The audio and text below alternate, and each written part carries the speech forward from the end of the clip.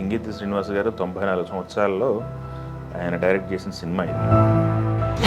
అంటే ఆయన బ్రెయిన్లో చాలా కాలంగా ఉన్నటువంటి కథ ఇది. అసలు ఎందుకు వదిలేసి వెళ్ళిపోయాడు అంకుల్ మా నాన్న ఈ ఊరిని? వితౌట్ డైలాగు కథను నడుపుతాడు ఆయన. మాట్లాడుకోలేక పాటలాడుకునే పరిస్థితి వస్తే ఏమిటి పరిస్థితి అనేది ఆలోచన. సంగీతంలో మాటలాడతారనే తెలుసు నాకు, ఇలా పాటలాడతారని ఇప్పుడే తెలిసింది అని చెప్పి కొత్త వాళ్ళతో చెప్తామంటే ఎవరు రారేమని చెప్పి ఇది ప్రయోగం. ఆయన విస్తృతమైన చదువరి, ఆ చదువరితనం ఈ సినిమాలో చాలా సన్నివేశాల్లో కొట్టొచ్చినట్టు కనిపిస్తుంది. సమాజం గురించిన ఆయన అభిప్రాయాలు ప్రపంచానికి అర్థం చేయించడానికి సంగీతం శ్రీనివాసరావు గారు పడిన తపన. ఒక మాటలో చెప్పాలంటే ఇది ఒక బంగారు వేదాంతం. భరద్వాజ గారు, సంగీతం సినిమా రిలీజ్ అయింది, మనం చూసొచ్చాం. సింగీతి శ్రీనివాస్ గారు 94 సంవత్సరాల్లో ఆయన డైరెక్ట్ చేసిన సినిమా ఇది. అవును. ఎలా అనిపించింది, ఆడిటోరియం ఎలా ఫీల్ అయింది అనేది? అంటే ఆయన బ్రెయిన్లో చాలా కాలంగా ఉన్నటువంటి కథ ఇది.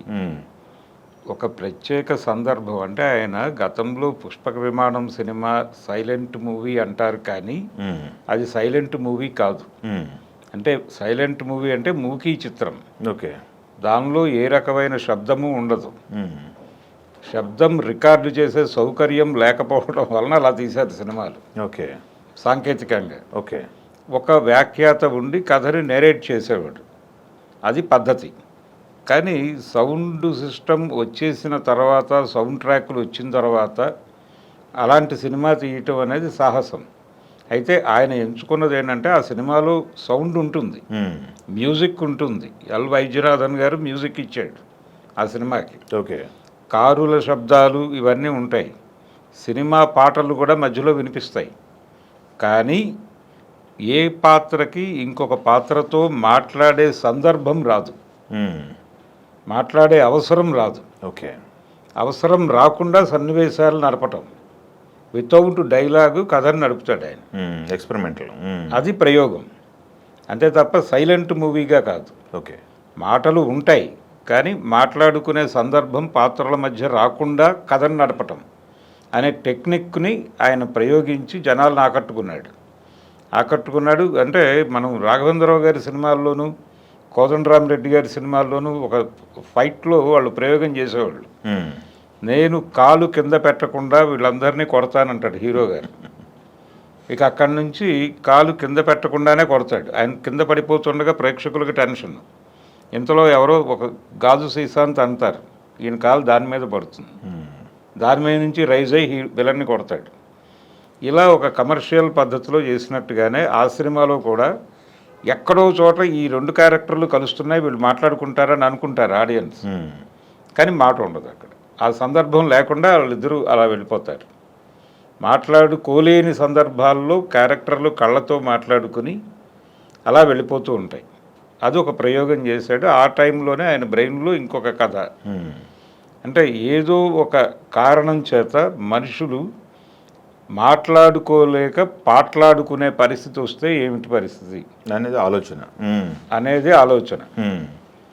అలా ఒక కథను అల్లాలి అంటే మనకి ఒక పాత జానపద కథ ఉంది. ఒక వ్యక్తి ఏదో గుహలోకి వెళ్తాడు అనుకోకుండా. ఆ గృహలోకి వెళ్తే అక్కడ ఇద్దరు కూర్చుని చదరంగం ఆడుతూ ఉంటారు. ఇతను గొడ్లని కాసుకునేటువంటి కుర్రాడు.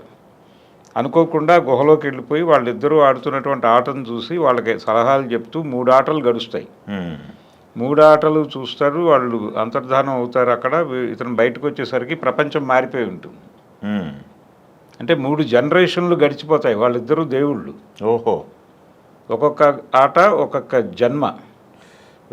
వీడు బతుకుంటాడు, కానీ వీడు బతుకున్నప్పుడు చూసిన ప్రపంచం బయట ఉండదు. ఓకే. ఇలా ఒక జానపద కథ ఉంది. ఇవన్నీ చదివాడే చిన్నతనంలో. ఓకే. ఓకే. చదివి ఇలాంటి సినిమా ఒకటి చేస్తే బాగుంటుంది కదా, ఏదైనా ప్రయోగము ఒక మార్మికతతో ఒక కొత్త విషయాన్ని ప్రపంచానికి కమ్యూనికేట్ చేయాలి అనేది ఆయన ఆలోచన. ఇక్కడ ఆయన తీసుకున్నది ఏంటంటే ప్రజల్లో, జనంలో ఉండేటువంటి ఆశ అనేటువంటి ఒక ఎలిమెంట్.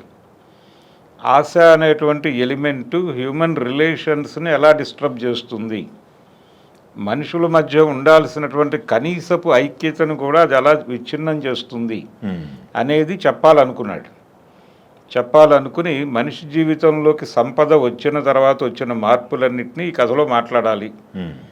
ఆ సందర్భంగా 2 పాయింట్లు తీసుకున్నాడు ఆయన. అంటే అనుకోకుండా ఒక అమ్మాయి గుహలోకి వెళ్ళి జరిగినటువంటి అక్కడ దైవంతో జరిగినటువంటి డిస్కషన్లో అనుకోకుండా 2 మాటలు దొరుకుతాయి. ఒకటి మాట్లాడుకోవటమే ఎందుకు జరగాలి అనేది ఒకటైతే, నిజాలు ఎందుకు మాట్లాడరు అదేలేండి.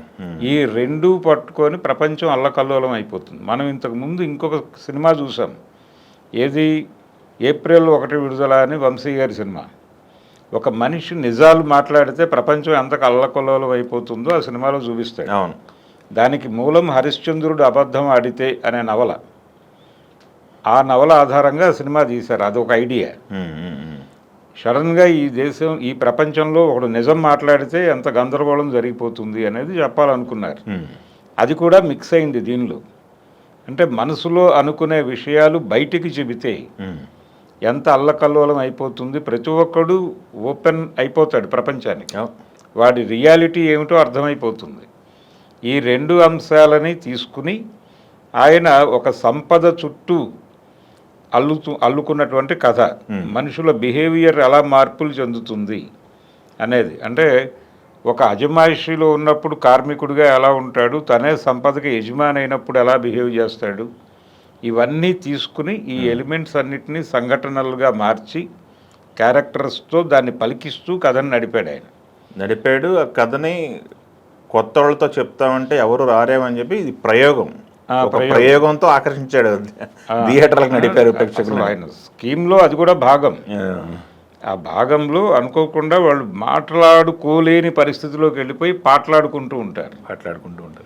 ఈ పాటలాడుకోవటం ఏమిటి, మనం మాట్లాడుకోవాలి కదా అని చెప్పేసి వాళ్ళలో వాళ్ళు మదన పడుతూ ఉంటారు. కానీ అది కాదు.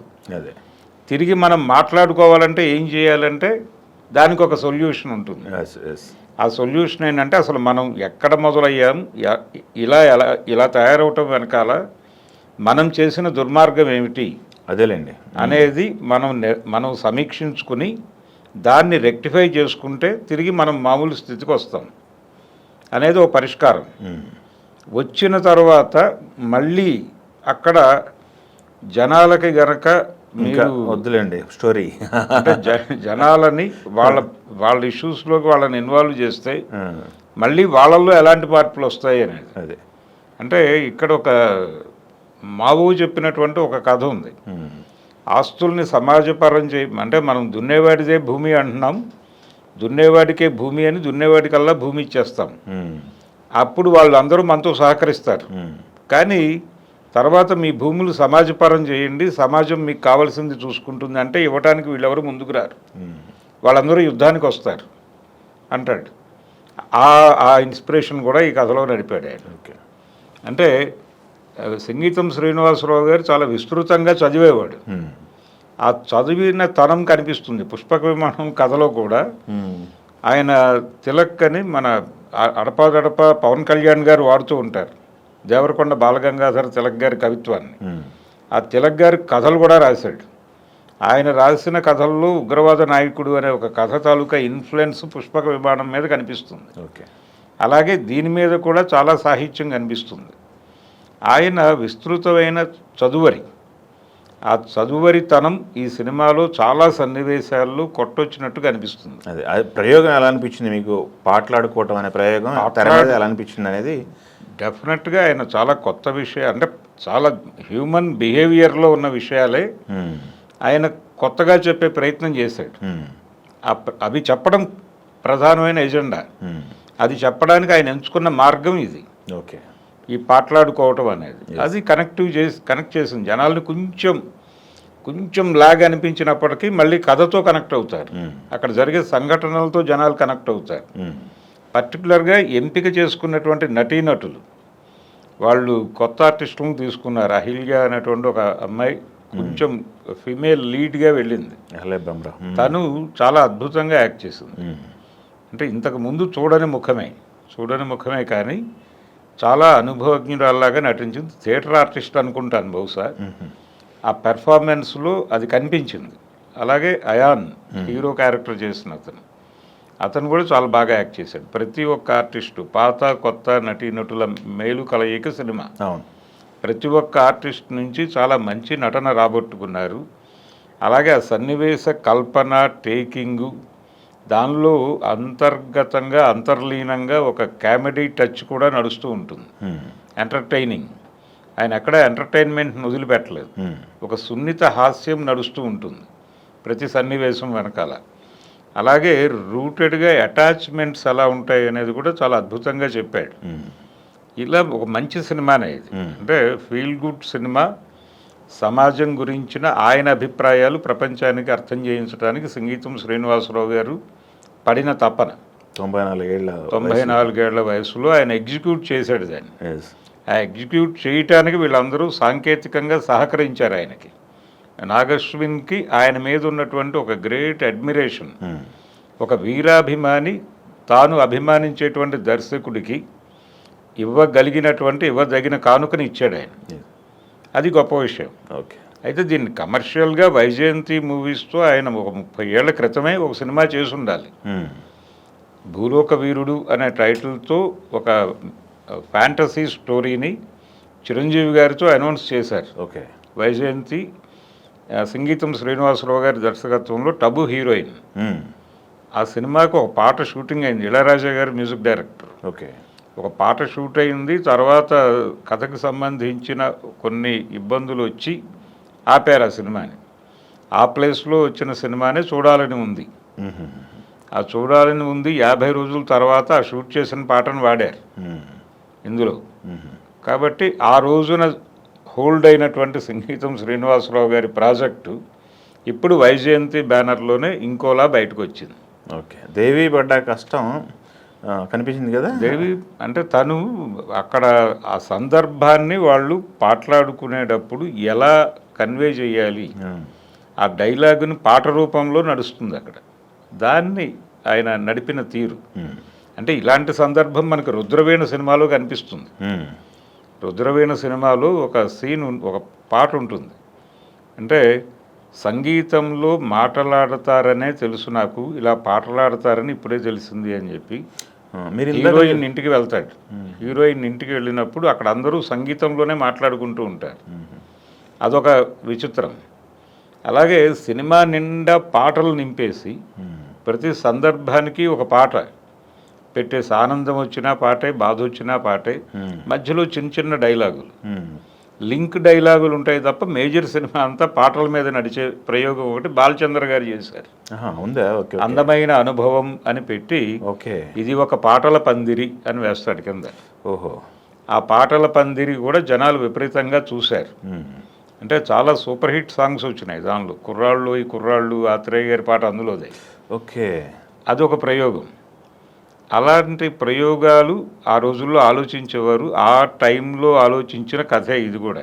ఓకే. ఈయన ఆల్రెడీ కమల్ హాసన్ గారికి చెప్పాడు, ఇది అప్పుడే చెప్పాడు. ఆయన దీని గురించి ఆలోచిద్దాం, రాజ్ కమల్ బ్యానర్లోనే చేద్దామని చెప్పాడు. అది జరగలేదు, ఇప్పుడు జరిగింది. ఆయన ఏమంటాడంటే 3 నెలల గ్యాప్ ఇచ్చి నాకు వీళ్ళు కనుక చెప్పుంటే ఏదో క్యారెక్టర్ నేనే చేసేవాడిని అన్నాడు ఆయన, కమల్ హాసన్. ఓకే. అంటే ఆ ప్రీ రిలీజ్ ఈవెంట్ మెడ్రాస్లో జరిగినప్పుడు చెప్పాడు ఆ మాట. కాబట్టి ఇది ఒక రకంగా ఒక తను అభిమానించే దర్శకుడికి ఒక కానుకగా నాగశ్విన్ దీన్ని ఆయనకి సమర్పించాడు. ఆడియన్స్ ఎలాంటి రిసెప్షన్ ఇస్తారు ఈ సినిమాకి అనేది చూడాలి. అంటే ఆడియన్స్ అయితే నిన్న థియేటర్లో బాగానే ఎంగేజ్ అయ్యారు, కనెక్ట్ అయ్యారు. కొన్ని సన్నివేశాలకి చప్పట్లు పడ్డాయి. పర్వాలేదు. అంటే ఇది ఒక రకంగా ఒక్క మాటలో చెప్పాలంటే ఇది ఒక బంగారు వేదాంతం. Okay, thank you. Telugu one